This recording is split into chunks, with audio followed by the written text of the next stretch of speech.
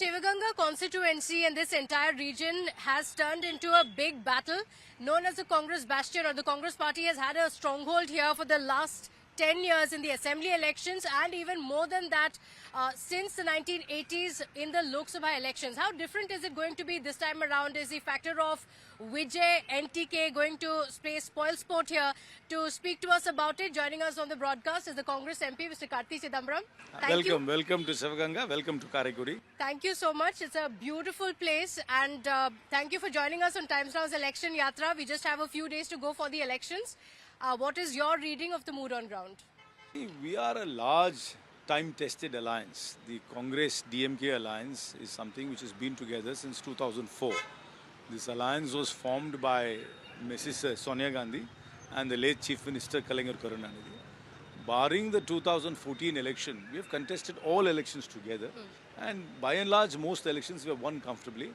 I believe we will win this election also statewide with a decisive mandate. Okay, but your tweet very recently has spoken about the situation within the Congress party, and I think you replied to somebody saying that you had given some suggestions but it was not taken up. You see, I've been always a very vocal advocate of giving women adequate representation. I think we have very capable women in the Congress party who work very hard, who put in a lot of years. I wanted more women to be given an opportunity. This is something in our meetings I've always reiterated. 2 women have been given an opportunity now. I wish more had been given, and that's what I was. Okay, but you have been very vocal about issues, whether it aligns with the party or not, and we love that about you. But what do you think that's an erroneous thing. Everything I say aligns with the party. The Congress party is a free-thinking party. It's a liberal party. It's a large tent where people have differing views. I've never differed from the core values of the party. That is erroneous. Okay. I don't accept that critique. I speak my mind. Of course, I am vocal about a lot of things, but everything I say is within the firmament of the Congress party. Okay, but what is happening within the Congress party in Tamil Nadu? Clearly, many of the leaders are not happy. You spoke about women representation, fine, but you also had another prominent leader, Jyoti Bani, who also voiced her opinion on Twitter, and she said that it doesn't look like the leaders have the best interest of the party in mind. See, we're only contesting 28 seats. We've not been in government since 1967, so it's almost going to be 60 years. Expectations are there, but there are also limitations. When expectations and limitations clash with each other, there will be disappointment. Because there are limitations in terms of the number of seats we are contesting, but expectations are that we must accommodate a large number of people. That whatever happens, any seat distribution cannot be perfect. I mean, everybody will have an opinion about seat distribution. It's like playing 11 in cricket. Whatever you do, only 11 players have to take the field. The 12th player will have to sit out and will feel disappointed, and naturally so. And if there are many claimants to a spot and only 11 players are selected, the others who have not been selected will feel let down. And that always happens in any election. When we're contesting only 28 seats, which is just a little bit above 10% of the seats here, obviously there will be many people who didn't get an opportunity, many people who marked many years in the party who didn't get an opportunity will feel let down. That's a natural emotion, and we should reach out to them and assure them that the party will look at them and sometime in the future. But when there's a playing 11, you have the rest of the team that is in the stands cheering for them. Does that happen in the Congress? Everybody is cheering. You see, please understand, in the Congress party, this is normal for every other political party too. People will feel disappointed. When it comes to an election, the Congress will stand united behind the alliance, and we will work for our alliance, and our alliance will win. So any opinion voiced publicly does not make any... The seats were only announced yesterday, so you have to give the people the liberty to vent out their opinions. You can't bottle it out. I'd rather them vent it out right now and then fall in line as candidates start filing nominations and the campaign takes off. It will all fall into place. I mean, we are an old political party. We've seen these kind of hiccups many a time, and all will settle down as we start rolling into a campaign. Okay. Since you spoke about disgruntlement in the party, this is not disgruntlement. This is unhappiness over. This is natural disappointment when expectations meet limitations. Okay. So there's no disgruntlement. I mean, if I ask anybody, there is no such thing as a perfect distribution of tickets. I mean, no matter who does it, there cannot be a perfect distribution of tickets. So there's no disgruntlement. So I don't think that's the right word to Okay, use. all right. So you're saying that because of the limitations, there are some people who will be left out and people will understand. But I want to just make a comparison with also what's happening with another national party, the BJP, that also wants to make their footprint in Tamil Nadu. Clearly, there as well, there has been a lot of tiff over the seat allocation. But do you think, as far as the narrative is concerned, it looks like the BJP leaders have fallen in line because you had pictures that were put out by Piyush Goyal meeting these leaders? What is your assessment of the situation in BJP? BJP is not a significant political player in Tamil Nadu. I mean, they might try as hard as they want, but they are not a welcome political party or an accepted political party. The BJP's construct of society and how they view India doesn't gel well with the common person in Tamil Nadu. So, I mean, I really don't know what their disgruntlement was or what their show of unity is. I mean, bringing in a minister from Delhi for a photo op means nothing. So, I mean, the BJP, yes, is a political party here, and they are in an alliance, and they won a few seats last time. They probably might be able to repeat that now, but they are not a significant political player in the narrative of Tamil Nadu. But why is that? Why do you think BJP? That is because the societal view of BJP doesn't gel well with Tamil Nadu. Their view of Hindutva, their view of India, they believe that uniformity is unity. We believe that unity in diversity. And they have this view of a society which has to be a Hindutva-driven society. And their version of Hindutva is very North Indian. I've said this many a time, and in fact, I'm tired of saying this again. They have a North Indian, upper caste, Sanskritized, vegetarian view of the practice of the faith. And that's not how the faith is practiced in Tamil Nadu. So there is a gap. Tamil Nadu is a very, very Hindu state. If you travel around my constituency, you'll see the most beautiful temples. Actually, you should take time and go see Pilliyarpeti, you should see Kundrakudi, you should see Kaliyar Koil. We have fabulous temples here. They are preserved here. And you know, we are deeply religious people. And there is not a single person in Tamil Nadu who steps outside their house without going to the puja room and putting a vibhuti or a kungumam. I don't. Even now when I came in, I put vibhuti on. I don't know whether it's still there in my forehead or not, but I do put vibhuti on. So we are deeply religious people. I mean, we follow custom, we follow tradition. But the BJP's version of Hindutva is a one-size-fits-all thrust, and that doesn't gel well with Tamil Nadu. And that is why they are constantly rejected in Tamil Nadu. Okay. In fact, you have spoken about this time and again as well, and you've spoken about it previously as well, that you are a devout Hindu, you wear vibhuti every time. But the kind of narrative that BJP has spoken of is that the DMK-Congress alliance is anti-Hindu. They've also spoken about free temples in Tamil Nadu. It's complete rubbish. So it doesn't resonate Where is the fetter to practice your faith here? Which custom is not being followed? Which ritual is not being followed? In fact, this DMK government under Mr. Stalin has done more Kumbhabhishekams than any other government in the history of Tamil Nadu. So which temples, rituals are not followed? Where is the prohibition for anybody to go to a temple or to follow their faith or to follow time-honored customs? So nothing at all. The BJP doesn't understand Tamil Nadu at all. Their view is very narrow. Their view is, as I keep on saying this, their view is North Indian, Sanskritized, vegetarian, the Hinduism, upper caste too. They don't understand the practice of the faith. They don't understand that there are many native gods here, like Muniswaran. They don't understand that that the animal sacrifice is part of the practice of the faith, particularly in the south of Tamil Nadu. They don't understand all that. So they have a very unitary view, a very narrow view of how the faith should be practiced, and that doesn't, gel well with Tamil Nadu at all. So the Prime Minister has spoken a lot of times about protecting the culture of Tamil Nadu. He has visited temples in Tamil Nadu. We have Sengol in the parliament. Deepam issue has been spoken of. You're saying none of it will matter? Seasonal. The Prime Minister is a very tireless campaigner. I compliment him for being a tireless campaigner. I wish he comes more to Tamil Nadu.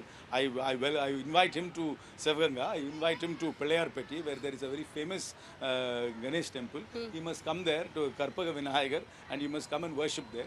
I mean, his attention to Tamil Nadu is seasonal. It's only, right now his focus will be Kerala, Tamil Nadu and Bengal and Assam. And then I'm sure next year it will shift to Punjab, Uttar Pradesh and Gujarat. So he's a seasonal attention seeker. There's nothing, there's no special bond or special affinity he has with any particular state. But of course, he's the Prime Minister of India. He's most welcome here. He should come here often enough. But all these symbolic things which you do during elections has absolutely no electoral resonance.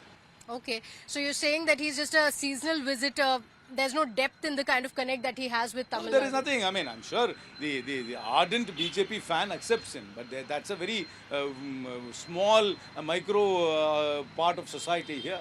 I mean, it's nothing against him personally. Is that the point is that the BJP's version of India doesn't gel well with the average Tamil. That is the Okay. point. Okay, all right. You know, the criticism you have towards Prime Minister is very interesting because that's the same criticism that the BJP often has towards Rahul Gandhi, your party leader. See, I really don't believe that national leaders decide state elections. State elections are won and lost by the leadership here. Of course, national parties have a national election, but nobody votes for a political formation in a state election based on who is the national leadership. So, national leadership, in my opinion, in any state election has very limited, value. Okay, all right. Since you're speaking about the politics of the state and the equations that are playing out here, the AIADMK and the BJP, is it a force to reckon with in Tamil Nadu? They are both together this time in the election and a lot more united than perhaps they were over the last few months. What is your reading? See, the ADMK is a large political party with deep roots in Tamil Nadu. They have a very recognized and time-honored symbol, the two leaves. I respect that party, but the relationship with the BJP is a forced one. I don't think it is a natural alliance. And also the equation has changed. You see, before when anybody had an alliance with the ADMK, they would come to the ADMK to negotiate and to discuss. But now the tables are turned. The ADMK, even though it's a larger party, runs to Delhi even to settle petty disputes within their party. So the leadership and the control and the command of the ADMK is absent here and has now shifted to the BJP. The BJP is the real power behind the ADMK, which is controlling the ADMK. And the ADMK is merely a puppet. The ADMK is a shadow of what it was in the past, but it's still a large political party with a network of party workers and a great symbol which is recognized everywhere. But people realize that their relationship with the BJP will diminish them when they go to the people. Okay, all right. And, let's talk about this region. You and your father, your family has a very strong legacy in this region. Do you think that support and love from the people continues? You've been here for a long time. You always visit here very often as well. No, I am from here. Yes. My father was born here. Yeah. My grandfather is from here. My great grandfather is from here. His father is from here. So for generations, Son of the soil. I am from here. I am a son of the soil. I have deep, family roots here. We have family property here, and for generations we have been here. This is the Alagappa University. If you further drive down the road, you will see the auditorium which my family has donated to the university, which is named after my grandparents, and there's a library which is named after my grandmother. So that's just one small example. My family, my great grandfather, and starting from his father, great grandfather, all established themselves from here. So we are from here. So it's not just for elections we come here. I have to come here for everything. This is where I am rooted. This is your home.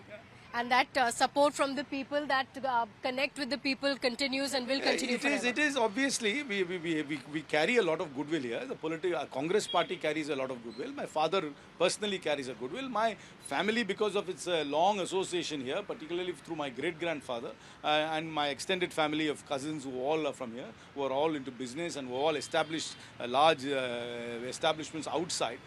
We carry a lot of goodwill here, and that also translates into into people's support. And so between my father and I, we have won 9 Lok Sabha elections from this place. Yes, absolutely. And we've seen that this region, even if in other parts of Tamil Nadu, has seen a dip in the Congress vote share or the Congress loyalty. This is one region where it has continued. The Congress is a force to reckon with. We have a committed vote bank, and I would only compliment my father for developing the party and keeping it as a good fighting electoral unit here since the mid-80s. So over 40 years, he's worked the ground, and he's 80 years old. He still attends workers' meetings. He knows pretty much everybody in the Congress party by name. So, I have to credit him for all the hard work he has done, and I'm only a beneficiary of the hard work he's put in to build the Congress party. But the Congress party has other leaders as well, and I compliment everybody in the Congress party for keeping the spirit of the Congress alive, particularly in this district where our vote share is significantly higher than the average in the rest of Tamil Nadu. Okay, all right.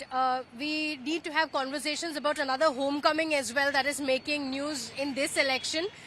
Can we take this conversation downstairs? Sure.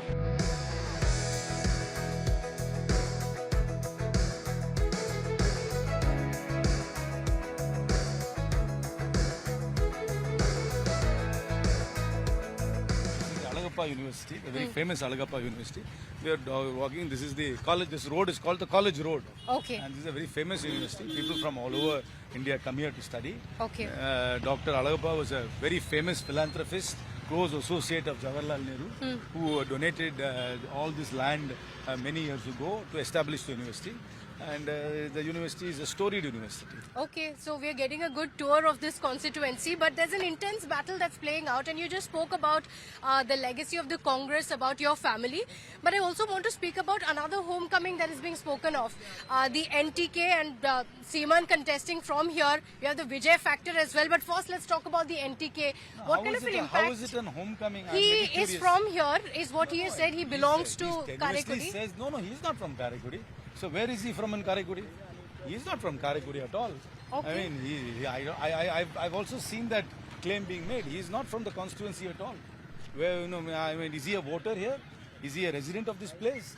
Has he lived here ever in his life? No, he's got. I'm surprised why this line is getting accepted.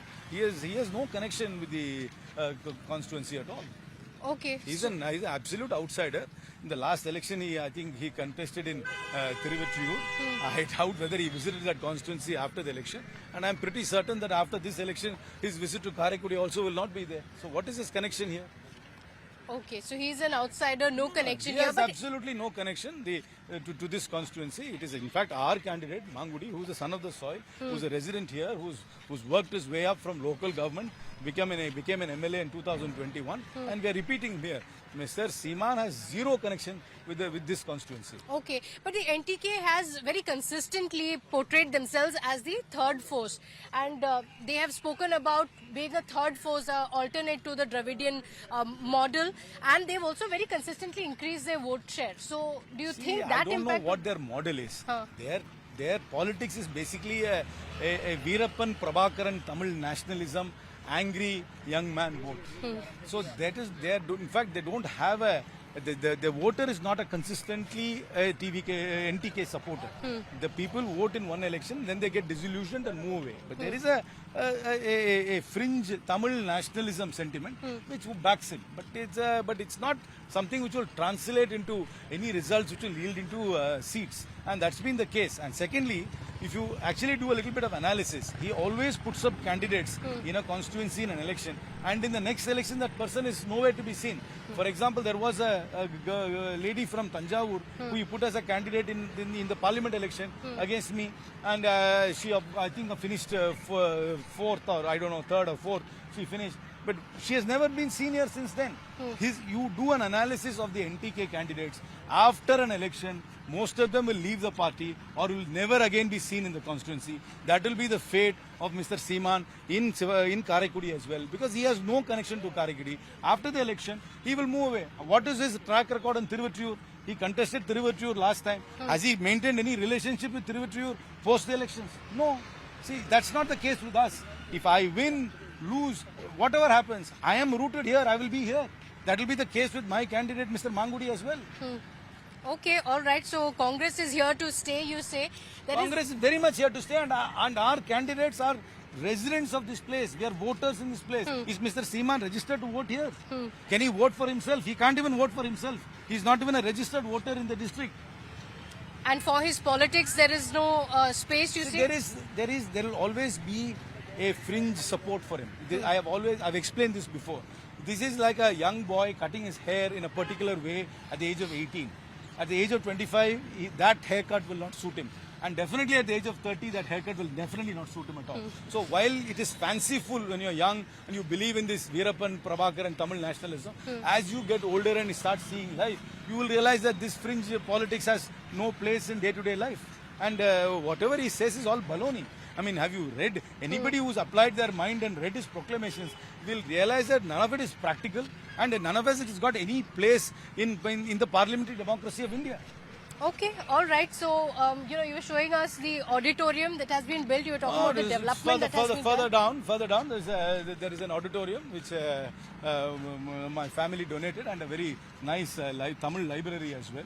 Okay. So my father has got this penchant of building a lot of libraries. In fact, lot of he's built on his personal funds, and some he has built through his MP lads as well. Okay. Because he's a big believer that building libraries and encouraging the curiosity of learning will benefit society, and he's right about that.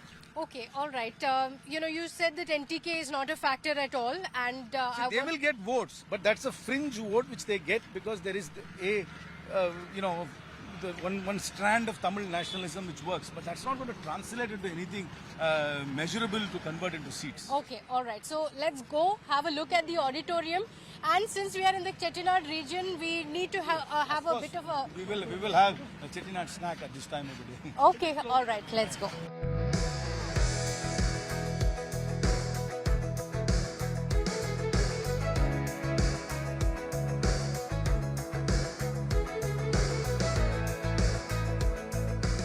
Here we are at the auditorium, and you were talking about... See, this auditorium was donated by my family in the name of my late grandfather, LCTL Palniyappan.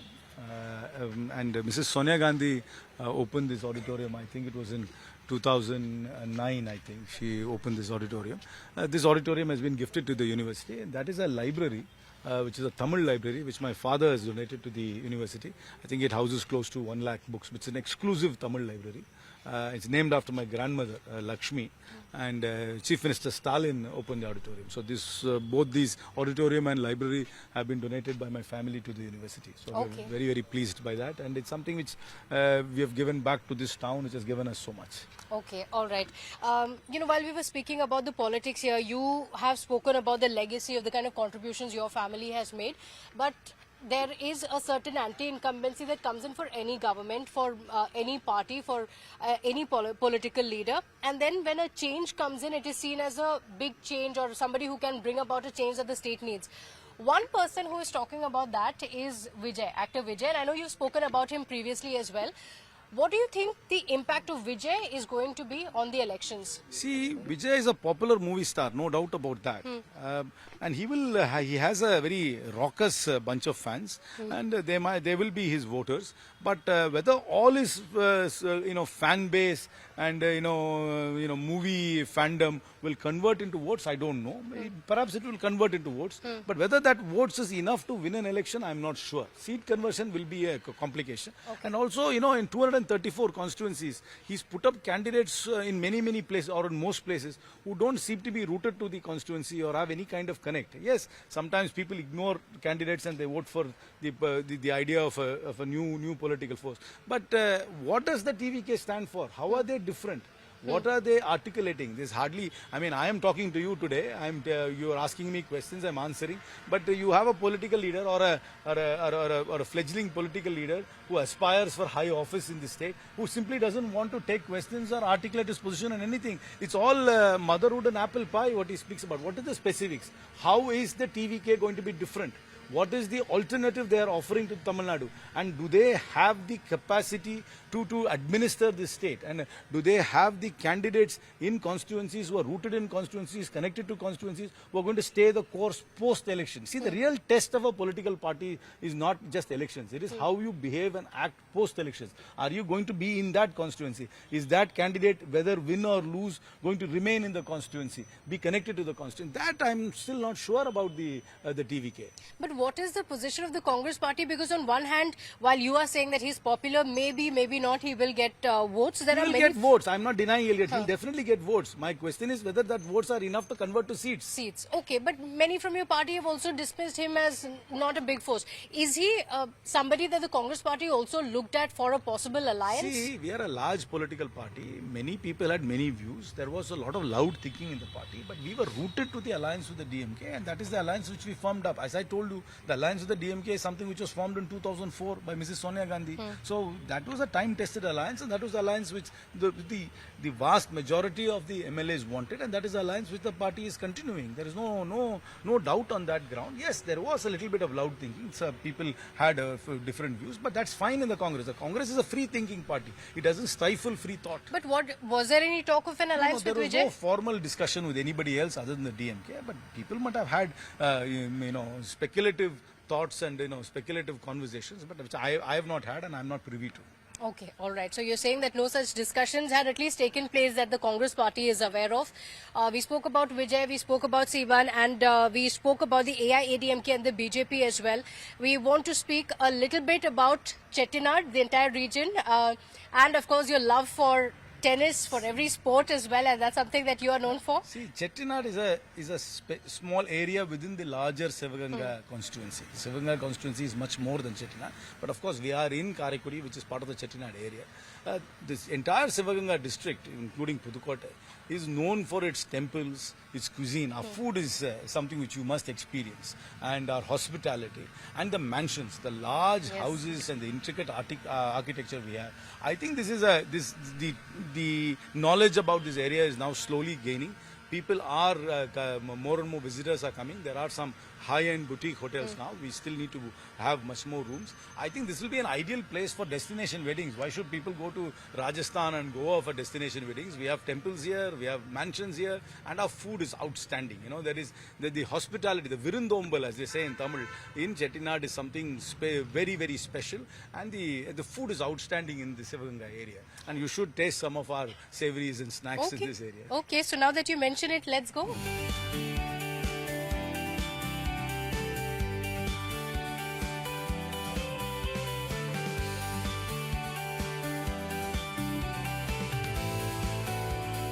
This is a local eatery. We have come at tea time.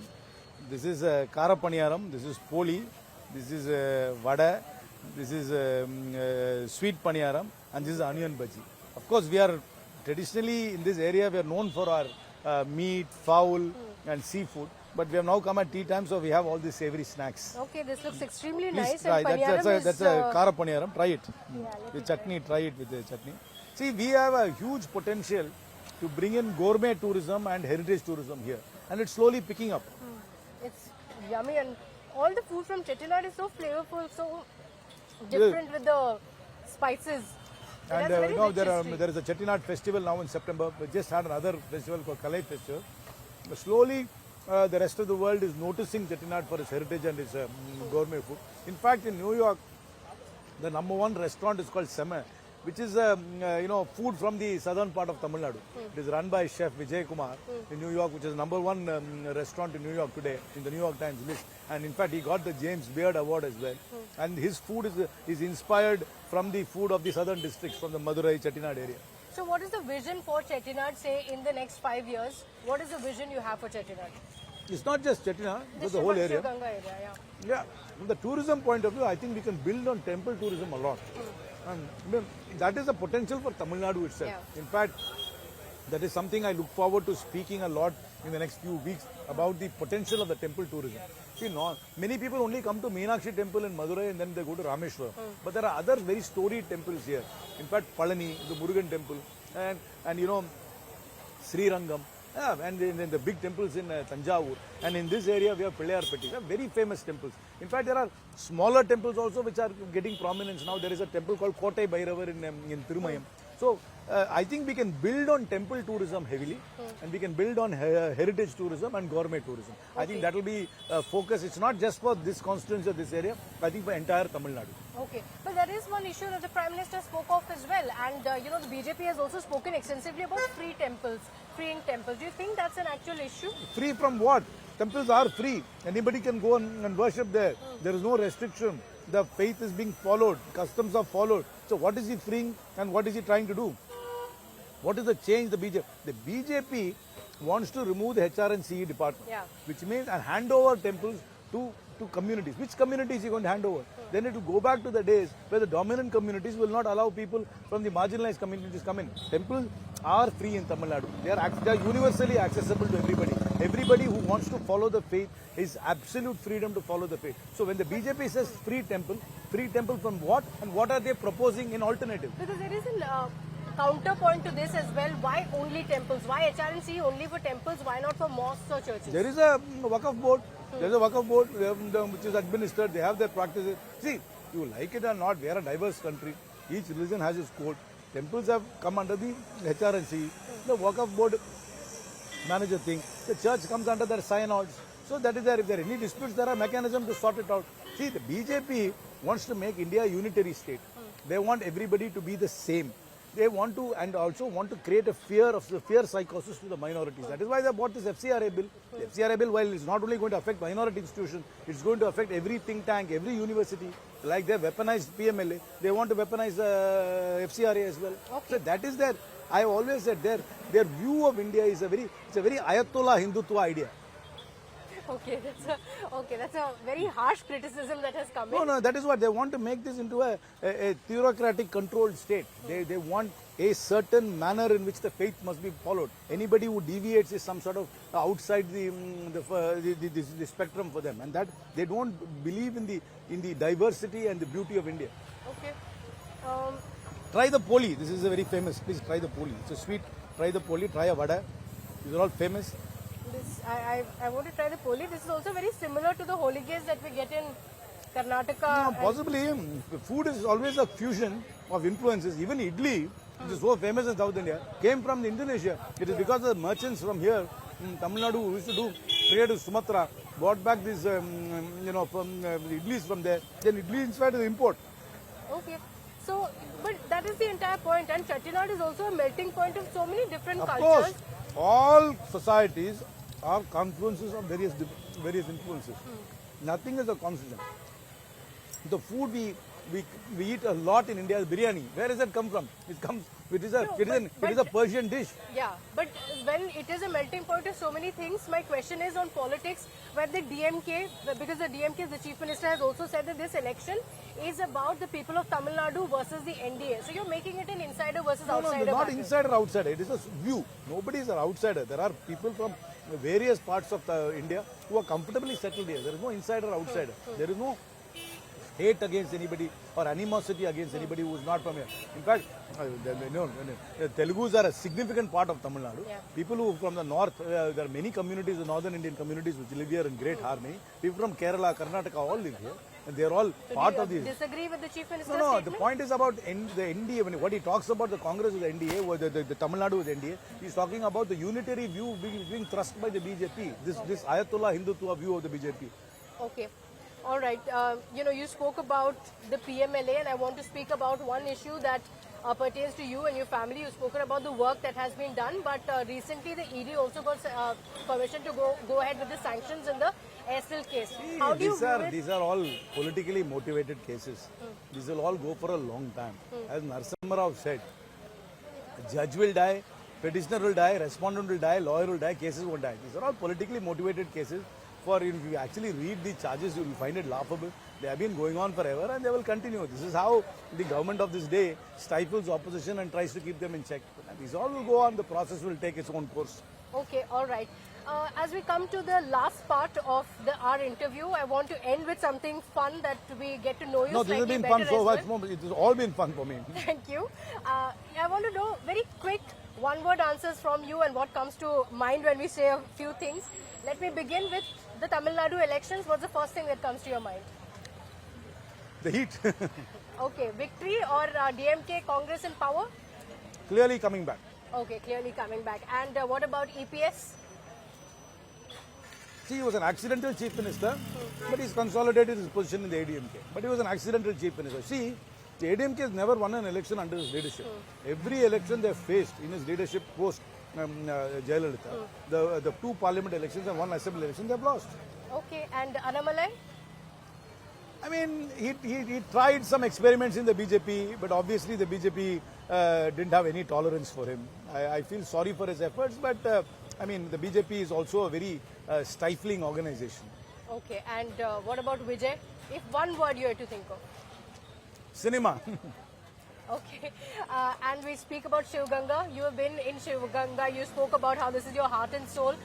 One thing about Shiv Ganga that many people don't know about, or the one thing that you always miss when you go out? See, I think it's the hospitality of this place. It's called Virundombal. The Virundombal you experience in this area is absolutely extra special. I know that many others in Tamil Nadu will also, take offense to this or will argue with me. But the Virundombal in this area of Sivaganga, this Chettinad area, this larger area of Sivaganga, is something exceedingly special. You can never experience it elsewhere. Okay, and the one advice that your father gave you, maybe when you entered politics, maybe somewhere else that you always remember? Oh, he tells me to smile when I give interviews.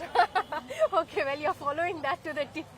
But you are an avid sports person. Leander Pace has now recently joined the BJP. How do you view it? He was in the TMC, he didn't do much there, but he's now gone to the BJP without understanding what the BJP is all about. The BJP is not somebody who's going to encourage, I know he's a devout Christian. He will realize that how narrow-minded they are about people of other faiths. But he's definitely a great tennis player. Okay, and Rahul Gandhi? He's an accepted leader for the cadre of the Congress party. Okay, lastly, the one thing that people misunderstand or have misunderstood about you.